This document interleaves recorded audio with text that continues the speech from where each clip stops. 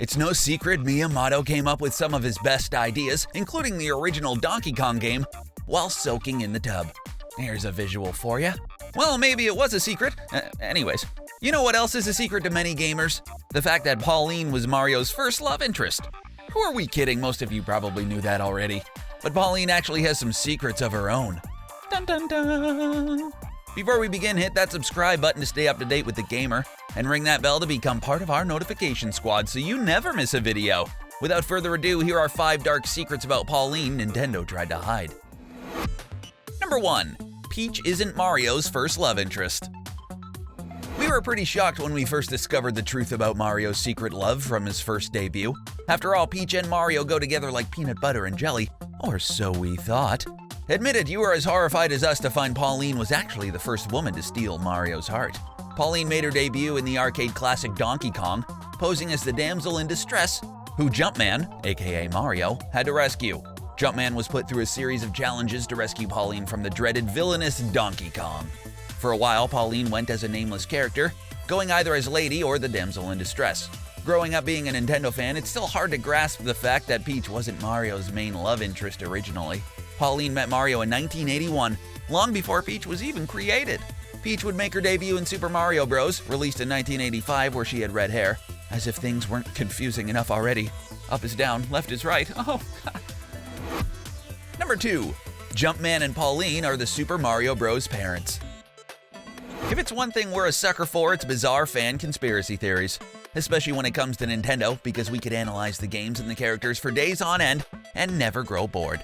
Leave it up to Reddit user Pylorific to come up with a fan theory that is just crazy enough to make sense.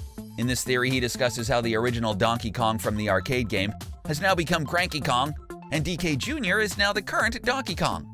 With this turn of events, it's only natural to look at the relationship of Pauline and Jumpman differently. Jumpman was Mario and Luigi's father, and Pauline was his mother. Jumpman and Pauline had a daughter as well, who they named Pauline II.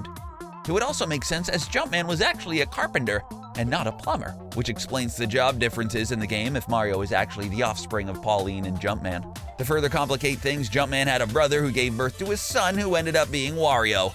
Holy moly. It also makes a lot of sense that Pauline, Donkey Kong, and the Mario Bros. Should all meet up in Mario Odyssey, and we hope we haven't blown your minds too much with this theory. Number 3. Olive Oil and Pauline look alike for a reason.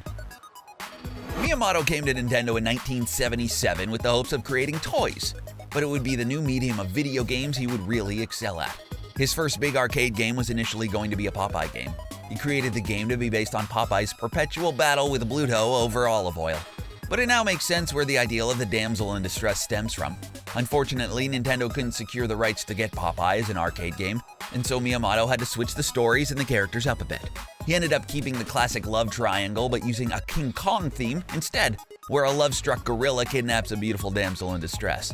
The hero is her carpenter boyfriend who must climb to the top of a tower to rescue her. Now you can see a remarkable similarity between both Olive Oil and Pauline. Number 4. Pauline was left out of Nintendo games for 10 years. We don't know how you guys felt about seeing Pauline added to Mario Odyssey, but for us it was a much welcome sight. In Odyssey, Pauline acts as the mayor of New Donk City. Perhaps Nintendo finally took a page out of how successful women could be from the Metroid series. Either way, we were excited to see Pauline was being represented as a successful female. The posters around the city and the fact that she has commemorative parks named after her means she must be doing a pretty great job. As excited as we were to see this classic character, we have to admit, it felt a bit odd. Pauline hasn't made an appearance since Mario vs. Donkey Kong 3, Minnie's March Again, in 2009. That means it's almost been 10 years since we'd seen her. An explanation was finally given for her sudden re-emergence by producer Yoshiaki Koizumi, who said he wanted to give players something familiar to focus on in a strange place. We definitely think it was the right move. Number 5. Pauline was made into a playable character until 1986, when Samus Aran was revealed to be a female in the Metroid series. Female heroes didn't exist in video games. Video game developer Mike Micah knew a 3-year-old girl would love learning about Nintendo and the classic games of his youth, so he taught his little girl how to play them.